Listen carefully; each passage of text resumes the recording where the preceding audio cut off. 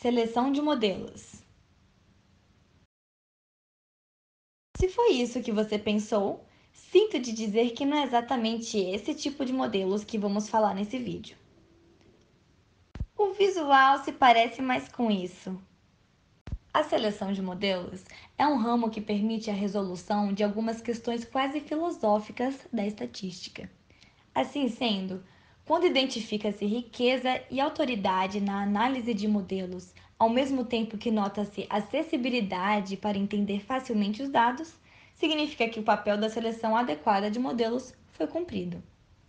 Esse ramo de estudo dentro da estatística aborda o manejo das variáveis como causas, parâmetros ajustáveis, um número de coeficientes em equações, quantidade e compensação entre parâmetros e ajustes, entre outros, a fim de que, agrupados, diminuam os ruídos nos dados, permitindo fazer melhores previsões e classificações, e evitando que o modelo não fique muito disperso ou até específico demais para uma circunstância a ponto de perder a eficiência, como mostra a imagem. Para essa seleção, são necessários alguns procedimentos, e foi a partir da variação nos procedimentos que surgiram uma série de métodos. Os métodos forward e backward já iniciam com o modelo e então ajustam o resultado para cada variável. É claro que cada um de uma forma diferente. Já o método stepwise é uma síntese entre os procedimentos de ambos os métodos citados. O método Schwartz, desenvolvido em 78, ora maximiza, ora minimiza o número de coeficientes da regressão.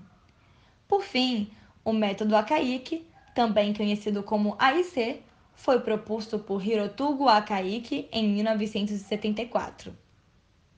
E destaca-se dos outros métodos por ser um método de minimização que não utiliza testes estatísticos, apenas a parcimônia. Para entender mais desse método, continue assistindo ao vídeo. Aqui vamos focar na abordagem do método AIC, onde usamos o artigo ilustrado como base para a nossa pesquisa.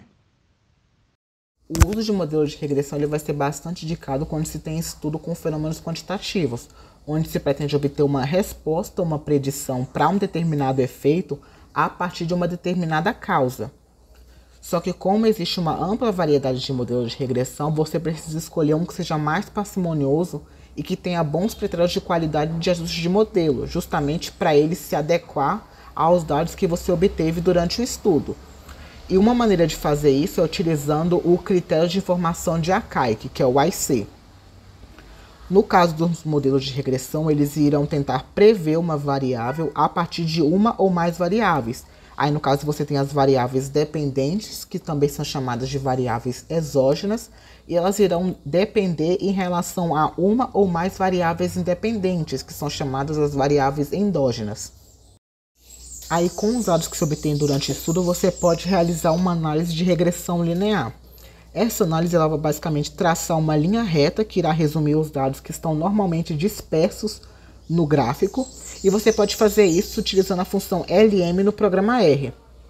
Aí abaixo se tem a fórmula de uma regressão linear clássica, que ela é basicamente composta por YI, que é a variável exógena ou dependente relativa à iésima observação, e esse YI ele vai ser igual ao beta 0, que vai ser o valor do intercepto quando se realiza uma função LM no R. E esse intercepto ele vai ser somado com o somatório de beta K, que vai ser a matriz de linha K e coluna I das variáveis endógenas, multiplicado por XKI. Este XKI eles vai ser os respectivos parâmetros de cada variável endógena, e tudo isso somado ao εi. Esse εi ele vai ser a perturbação estocástica distribuída normalmente com o primeiro momento nulo e o segundo momento constante infinito. Aí no slide seguinte você tem um exemplo dos resultados que se tem quando realiza a regressão linear no R. Aí aqui tem os valores do intercepto e da inclinação da reta, que está aqui por Clorofilog e Totti. Esse aqui foi um exemplo retirado durante uma aula de estatística. Aí, com o estudo do artigo de Kochiyama et al., os autores eles buscam avaliar os fatores que influenciam o preço do mel no Brasil.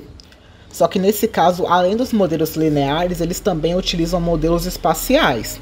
Isso ocorre justamente por quê? Porque quando os dados eles são referenciados no espaço geográfico, pode acabar ocorrendo uma dependência espacial entre os eventos, ou seja, uma autocorrelação espacial. Aí, portanto, você deve levar isso em consideração, dessa estrutura espacial das observações, na hora de escolher um modelo, para que ele se adeque melhor e se ajuste melhor aos seus dados. E o não uso dessa condição, ele pode acabar afetando significativamente os parâmetros, tornando eles inadequados. Isso vai ser importante justamente porque os parâmetros, eles são um dos fatores que serão analisados no critério de informação de Akaike. Aí, com a utilização da regressão espacial, é plausível o uso de modelos de regressão espacial também. Nesse caso, o autor ele selecionou 3. O Simultaneous Autoregressive Model, que é o SAR, o Conditional Autoregressive Model, que é o CAR, e o Generalized Additive Model, que é o GAM. A gente não vai estar entrando muito adentro sobre a diferença entre cada um desses 3 modelos, porque o foco mesmo vai ser o critério de informação de Akaike. No estudo no qual nos baseamos, foi aplicado o método Bootstrap do tipo não paramétrico. Mas o que seria o método Bootstrap? Proposto em 1979 por Bradley Efron, o método Bootstrap baseia-se na construção de distribuições amostrais por reamostragem de um mesmo conjunto de dados, a fim de estimar características e variância de estimadores da população através do erro padrão e cálculo de viés utilizando pseudo-amostras, evitando, assim, a necessidade de extensos cálculos teóricos. A variabilidade é calculada no Bootstrap pela escolha de uma amostra mestre, que deve representar bem a população, e em seguida pelas suas reamostragens. Sendo assim, as observações devem ser independentes e, para que as aplicações sejam válidas, a estrutura de dependência dos dados utilizados deve ser fraca, já que dados com estrutura de autocorrelação podem gerar estimadores enviesados. O método pode também ser aplicado para obtenção de intervalos de confiança confiáveis. Sua classificação como paramétrico ou não paramétrico vai depender da abordagem utilizada na reamostragem. Quando é chamado de paramétrico, isso significa que seu processo de reamostragem é baseado em modelos com parâmetros estimados a partir da amostra original. Por outro lado, o Bootstrap não paramétrico possui a sua reamostragem baseada na distribuição empírica dos dados, apenas levando em conta que suas variáveis aleatórias são independentes e identicamente distribuídas. A seleção dos modelos no artigo em questão foi baseada no critério de informação de Akaike, AIC, desenvolvido por Akaike em 1974, expresso pela seguinte fórmula: AIC é igual a menos 2 vezes log-like mais 2 vezes K, onde log-like representa o logaritmo da máxima verossimilhança e o K representa o número de parâmetros de regressão. O método de AIC consiste na seleção de modelo que apresenta a menor perda de dados dentre os modelos propostos, considerando que é natural a perda de informações quando se aproxima os dados com o modelo. Sendo assim, o melhor modelo é aquele que apresenta o menor valor de AIC. Ao incluir mais parâmetros em um modelo, a tendência é que ele apresente um valor de log-like mais alto. Assim, quanto maior a complexidade de um modelo, no sentido de mais parâmetros, maior será a penalidade, para evitar o excesso de ajuste e garantir que seja escolhido um modelo com menos parâmetros e que ajuste bem os dados. Apesar de ser considerado um bom método para comparação de modelos, o AIC apresenta 2 desvantagens. Uma delas é que o método não possui um teste de hipótese, como o valor P ou o teste de T.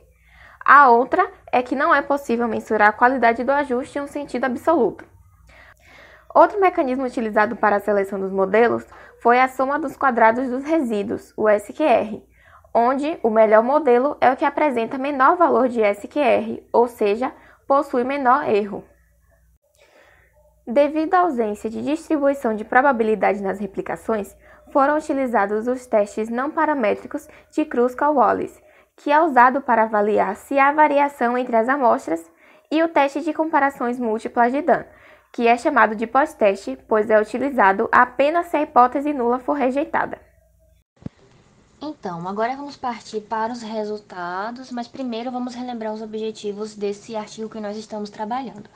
Bom, o principal objetivo era usar o método Bootstrap com regressão linear espacial, visando selecionar e validar o melhor modelo para análise de um problema específico, o modelo que seria considerado o mais parcimonioso. Para isso, é necessário identificar a existência de diferenças significativas entre as distribuições do Ike de cada modelo.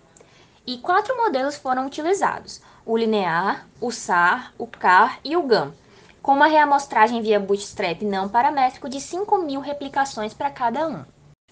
Certo, nessa primeira figura, nós temos um histograma da distribuição das 5.000 replicações das estimativas do Ike para cada um dos 4 modelos. A gente consegue observar que essa linha preta em cada um dos histogramas representa o Ike observado. A linha vermelha, o Ike mediano, e a azul, o Ike médio.